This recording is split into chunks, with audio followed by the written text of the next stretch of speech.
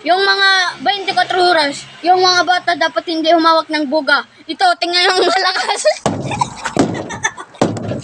Grabe, 3 daliri ang naputulan. Kaya dapat tingnan nyo, may pumutok. Yung ang lalakas, ang mga buga, dapat huwag ipahawak sa mga bata. Yung ang lalakas, huwag na yan. Okay, go. Ang babalita ko ngayon ay sa 6 na mga bata nagpipiricture. 6, pakto ka! Hey! Kaya pwede, madak nagkuhan nila pa yung truck. Ang dito ka dito mga parang balita ba? Tao! Coffee! Okay guys, hindi na. Ito na. Ngayon, dito sa Eastern Samar, sa Visayas, walang pasok kasi may dumadating na bagyo.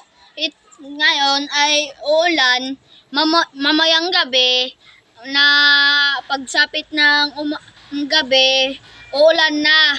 Dapat sabihin nyo dyan sa iyong lugar, sa mga pulis na at DILG na palikasin na para dire na kuan, para yung mga rescue madali makuha yung mga resipende, yung mga bangkay para hindi na mahirapan. At ngayon, babalik ang balita sa Radyo Sira.